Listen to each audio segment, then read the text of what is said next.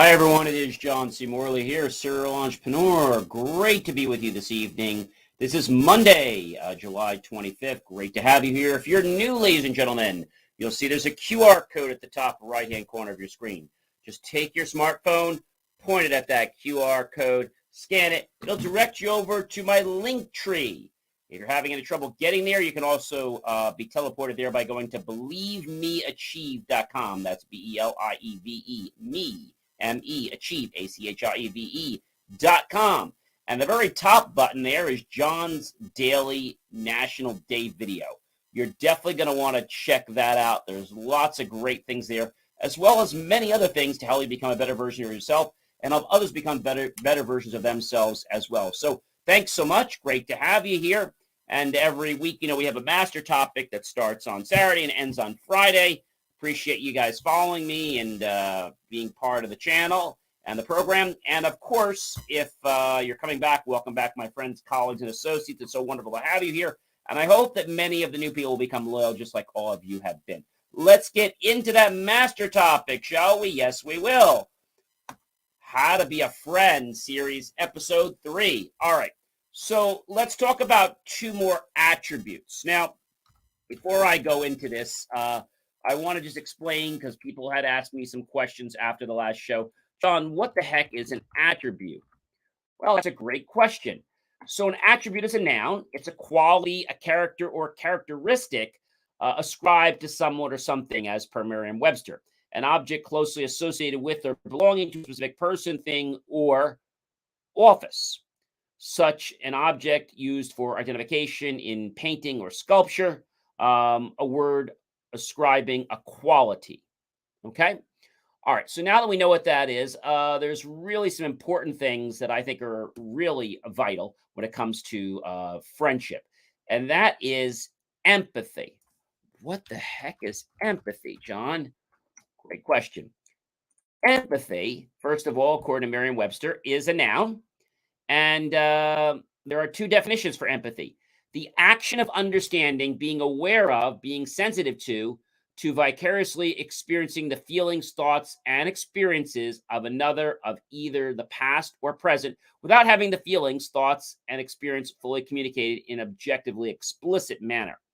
The second definition is the imaginative projection of a subjective state into an object so that the object appears to be infused with it. We're talking obviously more of the first definition, where we're talking about people's feelings that are going to be shared without them being in an explicit manner.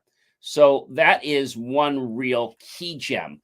How many times have you maybe had a challenge in your life? I'm sure you've had this. And you're around somebody, hopefully your friend, and you're not really in the mood to talk, but what you really want is empathy. You want somebody to have some concern, somebody to be a little bit in your shoes. But oftentimes, people are not. They're just in their own world and they do whatever the heck they want to do. So people that lack empathy, lack compassion, and lack the choice to want to be in your world. Now, I've said this before. To be successful and to be a good friend, you need to live in another person's shoes or live in another person's world for just a few moments. And when you do that, it's like you get this entirely new perspective of like, oh, I get it. Now I see why you do it that way. Or now I understand why you're always doing that. Really cool.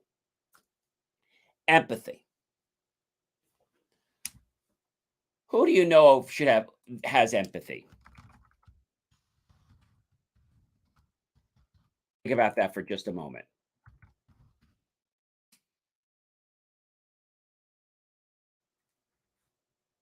So empathy allows people to build those social connections with others, right? But the most important thing about empathy is that it's genuine.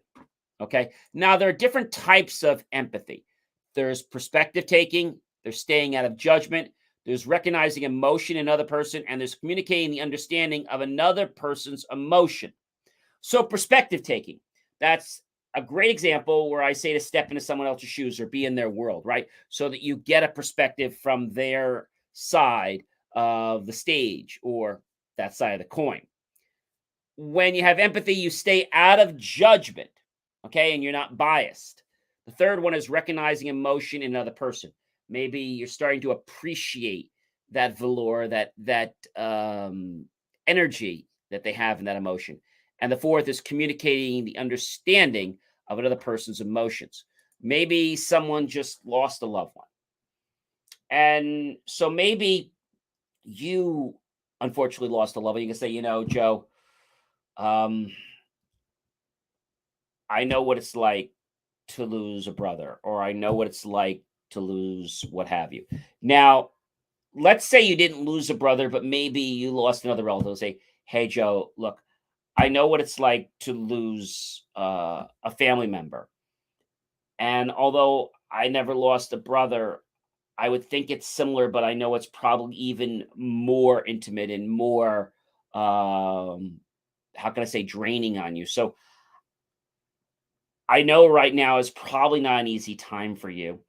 And I just want to let you know that I'm here for you. If you need something, you need me to go to the store, you need a shoulder to lean on, you need some advice about something, or you just need help, I'm here for you.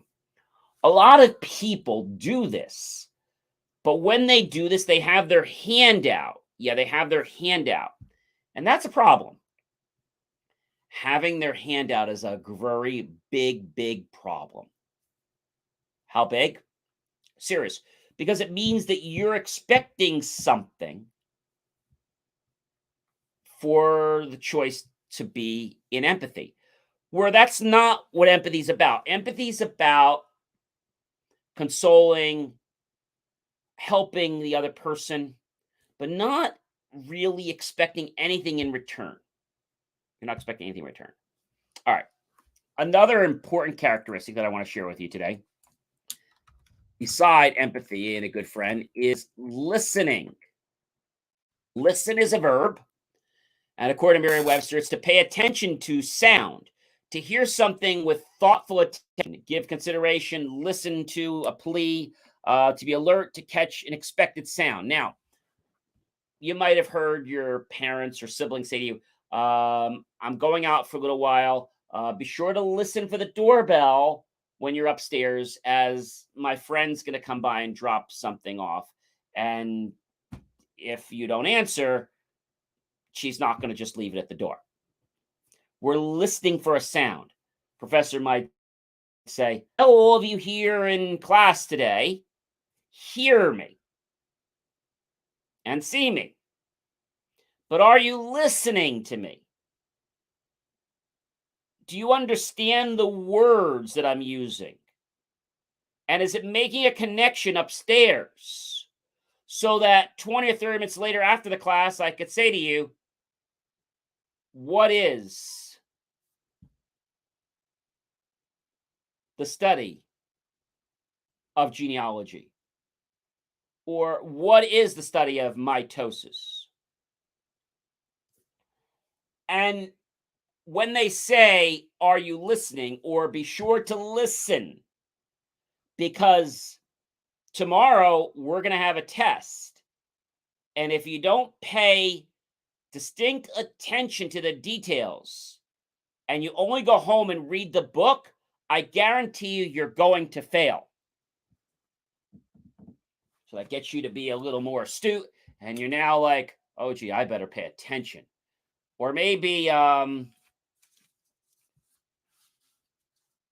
you're trying to evaluate a situation. Maybe it's between two friends or two coworkers, and you have to be unbiased and you have to listen to each side of the story. Hear what they say are facts, and then make your own dissertations to what is happening by asking other questions to draw conclusions that you can prove based on the statements that they say. Now, listening is a great skill. If you listen to music, it's different than listening to a lecture. It's different than listening to a program like this. Because when you listen for enjoyment, you're just kind of letting it flow. When you're listening to retain knowledge, you're doing something a little bit different. You're now trying to make connections with what you're hearing to other parts that you've already previously learned. And I've said in the past that the best way to learn something is to attach it to something you already know. So, for example, if I'm trying to teach you how to make chocolate, right?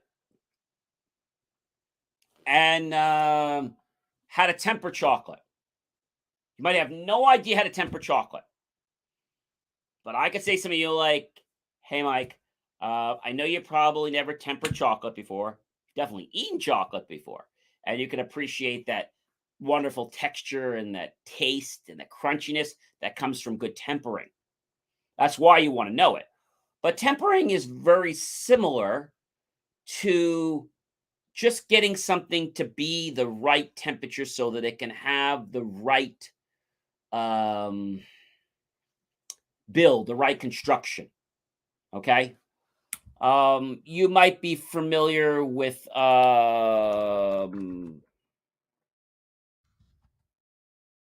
maybe tempering gold or tempering iron. When you do this, it makes it stronger because when you heat something and you cool it down, you heat it, it reforms, right? When we temper chocolate, we allow more of the luster, the flavor to show through. But how do you temper it? So it's really simple. You probably are familiar with safe temperatures of food and danger temperatures of food. I know because you work in the restaurant industry, right? What are danger temperature zone of food since you work in the restaurant industry? Well, the danger temperature of food is 40 degrees Fahrenheit to 140 degrees Fahrenheit. Okay. So you know how you always have to take temperatures of things, right? To make sure the food is going to stay in that safe range, because if it's not in that safe range, contaminants could grow and somebody could get very sick, and that could cause you legal issues. Thus, just like you have to maintain temperature, it's very similar to how you temper chocolate. You will get chocolate up to a certain temperature. So you might say, John, well, how do you temper chocolate? You might be asking me. Well, that's exactly what I'm going to share with you. So the easiest way to temper chocolate is to put your chocolate in a microwave safe bowl. You can microwave in short bursts, stirring it vigorously between bursts until about 75% of the chocolate is melted. You mix the melted chocolate in the unmelted chocolate already in your bowl until it's completely smooth. Okay? So tempering chocolate starts out by the hot chocolate, right? And then you use the colder chocolate and stir that in and allow the chocolate to cool. That's what we call tempering. Now, as you do it once, you're going to notice it. Then you may do it a second time, heat that up, and then you might temper one or two times. And now you've got chocolate that's of a good consistency. You can pour it into your molds. But the most important thing is that when you temper chocolate, you have a much more delectable, irresistible piece of chocolate that you're going to want to eat. Now, tempering is just about a process, keeping it to a certain temperature. Now, you might say, John, suppose I don't have a microwave. How do you temper chocolate without a microwave? Well, that's a little bit harder. So the traditional way of tempering chocolate is you heat 2/3 of chocolate in a bowl over a saucepan of simmering water. Use a candy thermometer to monitor the temperature. And you add some of the reserved chocolate, stirring vigorously until it's completely melted. Okay, so the question is, what temperature do you temper chocolate at? What temperature does tempered chocolate do you temper chocolate at? Well, it's great. So chocolate's maximum temperature depends on its type and the step in the process you're on. So, for example, dark chocolate should be melted between 120 and 130. White milk chocolate or white chocolate should melt around 105, 115. Okay, so Tempered chocolate has very shiny look appearance to it. It has a firmness. It breaks off with that snap when you bite it, and it melts smoothly in your mouth. That's just so incredibly enjoyable and allowing you to savor that great flavor. So, does tempered chocolate melt at room temperature? If you use melted chocolate to dip, you won't get a coating that stays snappy. So it'll be dull and soft, and you'll need to be refrigerated just to avoid melting. Tempered chocolate products stay hard at cool room temperatures. So you know what I do after I put my chocolate in? I take it out on the porch or the deck, and I always do chocolate in the wintertime, usually around Valentine's Day. It's a perfect time to do it. So you got that, and you understand how to temper chocolate. Why? Because I related to something you already knew, which was the danger zone of food, right? The danger zone of food, right? And if I ask you again, what is the danger zone of food? Really simple. Danger zone of food is between 41 degrees Fahrenheit and 135 degrees Fahrenheit. Okay. The danger zone is really 40 to 140 technically, but the temperature danger zone we've said is 41 to 135. The reason we're saying 140 is we want to allow a little bit of a cushion. So 41 to 135 is no cushion. 40 to 140 has that little bit of cushion in it. So the danger is 40, 140 is how they've done it now to make it a little bit safer. But it was 41 to 135. And really important to adhere to that on perishable foods, or you could have some problems and people getting sick. Hey, ladies and gentlemen, I am John C. Morley, serial entrepreneur. It's been a privilege, been a pleasure, been an honor to be with you again this evening, as is every single evening. Please be sure to like, love, and support my channel. Love you for doing that. And be sure to comment below how to be a friend. What does it mean to have empathy? And what does it mean to listen? Many of us every day do appear to listen. But when you ask somebody to recall or repeat the facts or what they heard, they're like, can you say that again? Be sure to tag your friends, colleagues, and associates. Share this out with everyone you know on social media. And then be sure to go to my YouTube channel, John Spacey, space Morley, space serial entrepreneur. That's John Spacey, space Morley, space serial entrepreneur. And look for the key phrase, help keep our content free. Make the choice, ladies and gentlemen, to click on that PayPal link and buy my team and I a savory piece of watermelon, a nice, refreshing vanilla and chocolate soft cone, or maybe a refreshing lemonade. We'll be so grateful that those pennies and dollars will invest them into new hardware, new technology, new equipment, new software, and even new facilities to give you the most jaw-dropping, motivational content ever. I thank you so much for being with me tonight. It has been another amazing evening. And remember, friendship, don't rush it. Let the process flow naturally. And when you do, ladies and gentlemen, you'll have a friend for life. Take care, everyone, and be well. And I will talk to you tomorrow, Tuesday. By the way, before I say goodbye, I do want to let you know that today was National Merry-Go-Round Day. So if you haven't yet gone on a merry-go-round, I visited the one at Van Saun Park. You can visit it by going to the Believe Me Achieve and clicking on John's Daily Day video.